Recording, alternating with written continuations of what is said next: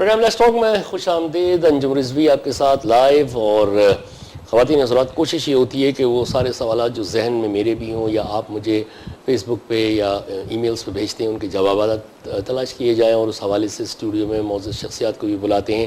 اور کوشش یہ ہوتی ہے کہ پروگرام کے ختم ہوتے ہوتے اگر سارے جوابات نہ بھی ملیں تو کم از کم ہمارے سوچ کے زاویے جو ہیں درست سمت میں گامزن ہو جائیں. بہت سارے موضوعات ہیں, روزانہ اخبارات کے صفحے سیاہ ہو رہے ہوتے ہیں, میڈیا کے مختلف چینلز جو ہیں وہ آئے دن ظاہر نئی سٹوریز ہوتی ہیں, ان پہ بحث بھی ہوتی ہے, تجزیہ بھی ہوتا ہے.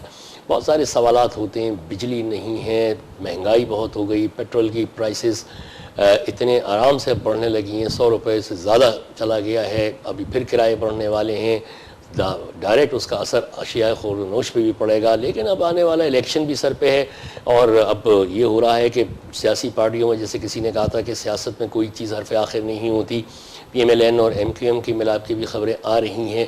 اور ساتھ ساتھ ایک دلچسپ سندھ کے حوالے سے اور کراچی کے حوالے سے صورتحال یہ بھی آ رہی ہے کہ شاید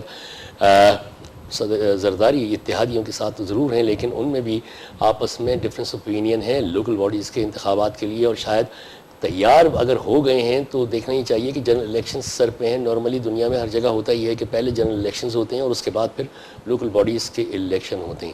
یہ سارے سوالات ہیں, اور ان کا کیا ڈیموگرافکس پہ اثر پڑے گا, اور اس سے عوام کو کتنا فائدہ ہوگا, کتنا نہیں ہوگا, اقتدار کو کون طول دینا چاہتا ہے, اقتدار سے کون کس کو باہر کرنا چاہتا ہے, یہ سارے سوالات میرے ذہن میں. اسٹوڈیو میں میرے ساتھ موجود ہیں نامور کالم نویس, سینئر صحافی اور دانشور جناب آغا مسعود حسین صاحب. ان سے بات کرتے ہیں اس موضوعات پہ. السلام علیکم آغا صاحب, بہت شکریہ تشریف لانے کا اسٹوڈیو. تھینک یو, بہت شکریہ آپ کا بلانے کا. صاحب بالکل انیشل سے شروع کرتا ہوں. جی, کیا الیکشن ہوں گے؟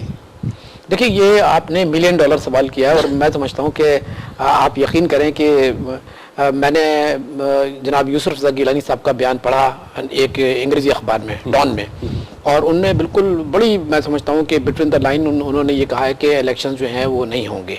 اور ان کا ریزن یہ تھا کہ اداروں کے درمیان تصادم ہے, اس وجہ سے ماحول سازگار نہیں ہے.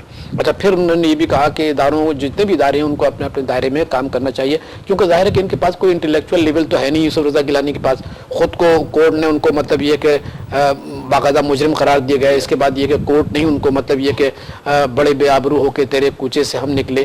تو وہ ایکچولی وزیر اعظم تو نہیں رہے, لیکن ان کی خو لی گئی ہے مستقل. وہ اپنے آپ کو سمجھ رہے ہیں کہ وزیر اعظم, چنانچہ یہ جو بیانات وہ دے رہے ہیں وہ خود نہیں دے رہے, وہ آصف زرداری صاحب ان سے کہتے ہیں کہ اس قسم کے بیان دیں. اچھا, اسی قسم کا بیان پیر صاحب پگار صاحب نے دیا. انہوں نے بھی کہا کہ صاحب کہ میں نہیں دیکھتا کہ الیکشن ہوں گے. تو میں یہ سمجھ رہا ہوں کہ جو بحران مطلب پیدا کیا جا رہا ہے, جیسے کراچی میں پیدا کیا جا رہا ہے نا, گلگت میں پیدا کیا جا رہا ہے, پنجاب میں پیدا کرنے کی کوشش کی ہے, ابھی 2 امریکنز کو مارا ہے پشاور کے اندر. تو میں یہ عرض کر رہا ہوں, اور بلوچستان تو ویسے بھی جل رہا ہے. تو میں یہ عرض کر رہا ہوں کہ باقاعدہ ایک لابی جن کو کہ صدر صاحب باقاعدہ سپورٹ کرتے ہیں, وہ یہ کہہ رہے ہیں کہ ہم کوئی جلسے بھی نہیں کر سکتے کیونکہ لا اینڈ آرڈر کی سچویشن ہے, انسیکیورٹی بہت بڑھی ہوئی ہے.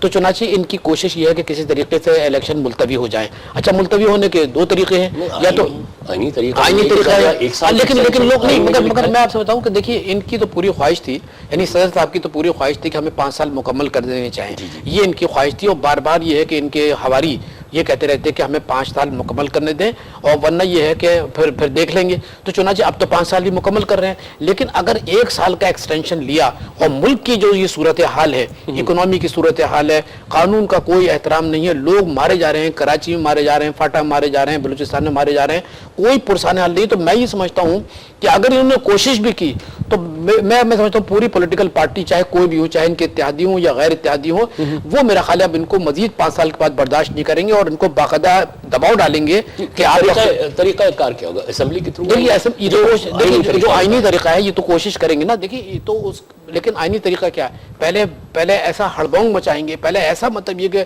سچویشن کریں گے ملک کے اندر, کیونکہ دیکھیے ان کے پاس تو اقتدار ہے, اور معاف کیجئے جن کے پاس اقتدار ہوتا ہے, خصوصاً پاکستان جیسے ملک میں جہاں وڈیرے اور جاگیردار جو ہیں وہ اقتدار پر فائز ہوتے ہیں, ان کی کوئی مورلٹی نہیں ہوتی, ان کا کوئی اخلاقیات نہیں ہوتی, ان کے اندر کوئی انسانیت کا دل نہیں ہوتا. تو چنانچہ وہ اپنے اقتدار کو اور اقتدار کے ذریعے جو وسائل ہیں ان کو لوٹنے کے سلسلے میں یہ کوشش کریں گے. دیکھیے یوسف رضا گیلانی صاحب نے جو بات کی ہے, اور جس کو میڈیا سے جو بات کی ہے, تو کیا کوئی آپ سمجھتے ہیں کہ انہوں نے کیا اچانک بات کر لی ہے؟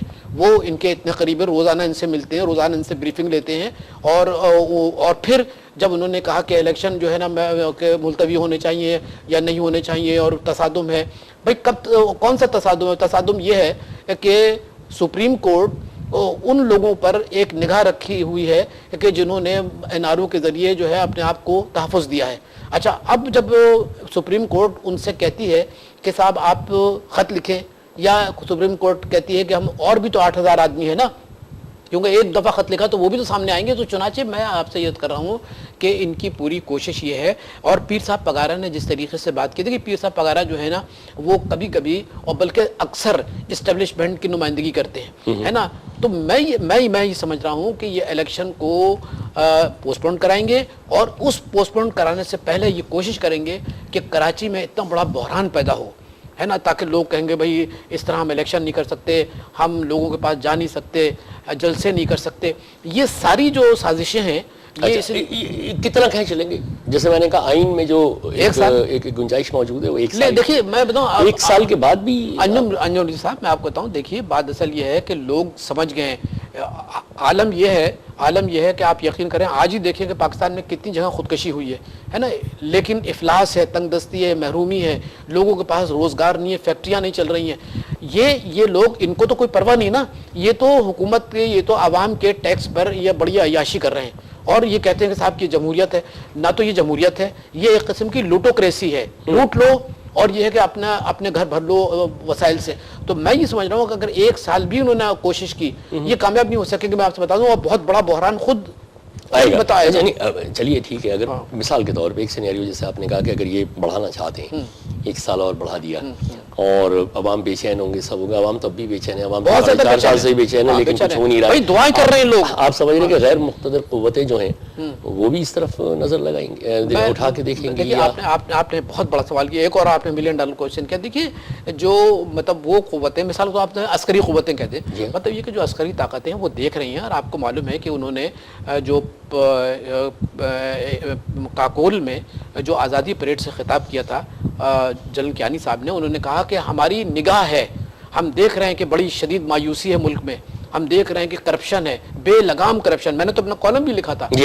تو میں یہ عرض کر رہا ہوں کہ دیکھیے کیا عسکری قیادت جو ہے نا وہ اس طریقے سے ملک کو لوٹا دے گی ایک آدمی کی خواہش پہ کہ he came from nowhere and he became the president of Pakistan. لیکن انہوں نے اتنا بھی ریلیکسیشن دیا کہ ٹھیک ہے صاحب آپ 5 سال مکمل کریں جو جمہوری تقاضا ہے. لیکن اگر آپ یہ چاہتے ہیں کہ مزید 1 سال جو ہے اس میں آپ اس ملک کو ایسے بحران میں لے آئیں کہ اس کا سنبھلنا مشکل ہو جائے، بھائی دیکھیے کہ امریکن پالیسی بھی تو کام کر رہی ہے نا. بتا امریکن پالیسی بھی تو مطلب ان کو سہارا دیے ہوئے ہے جو موجودہ پیپلز پارٹی کی حکومت ہے. امریکن پالیسی امریکہ نے کب نہیں دیا. آپ نے جیسے کہا نا کہ man of nowhere Asif Zardari اچانک صدر بن گئے. بالکل صدر بن گئے. Zia ul-Haq was a man of nowhere, اچانک صدر پاکستان بن گئے. Pervez Musharraf was a man of nowhere. لیکن مگر یہاں تو مین آف نو ویئر. مگر انجم صاحب آئی ڈیفر ود یو. بٹ دیکھیے مطلب یہ کہ نہیں، آپ کے ایوب خان کے زمانے میں جو میرا خیال ہے اکنامک ڈیولپمنٹ ہوئی اس کا اندازہ ہی نہیں ہے. Unprecedented. Even you go to the Europe and you just mention Ayub Khan دل سے کہ بھائی it was unprecedented economic development. یہ ساری غیر جمہوری حکومتیں، غیر جمہوری کیا اس وقت امریکی پالیسیوں سر جنگ کا زمانہ تھا. وہ ایوب خان بیٹ نہیں لے رہے تھے جو کہ امریکنز اور یورپینز جال رہے تھے. بالکل کر رہے لیکن دیکھیے چارہ پھینک رہے تھے، وہ کھا رہے تھے. ہم بڑا پورا بیس ہم نے حوالے کر دیا امریکنز کے. انجم بات سنیے، میں آپ سے ایک ریکویسٹ کر رہا ہوں. دیکھیے آپ خود بھی مجھ سے زیادہ مطلب یہ کہ اہل علم ہیں. جتنی بھی غیر فوجی حکومتیں رہی ہیں پاکستان کے اندر، آپ اکنامک ڈیولپمنٹ دیکھ لیجئے. میں ایسی نہیں کہ میں جمہوریت کی نفی کر رہا ہوں، لیکن یہ جمہوریت نہیں ہے. آپ ایوب خان سے لے کے، ایوب خان کے زمانے میں 2.5 روپے پاکستانی روپے کا $1 تھا، ہے نا. آپ تاریخ کوٹ کر رہا ہوں. مشرف صاحب کے زمانے میں ڈالر جو تھا 60 روپے کا تھا. ٹھیک ہے، آج آپ کا ڈالر جو ہے 95 کا ہے. آپ مجھے صرف ایک بات بتائیے، اچھا اکنامک ڈیولپمنٹ کیا تھا؟ مشرف صاحب کے زمانے میں 7%، highest in the region India کے بعد. وہ آج سنیے تو وہ فگرز کی جگلری تھی شوکت عزیز کی، بعد میں ثابت ہو گیا. اچھا یہ بتائیے کیا معاشرہ مایوس تھا؟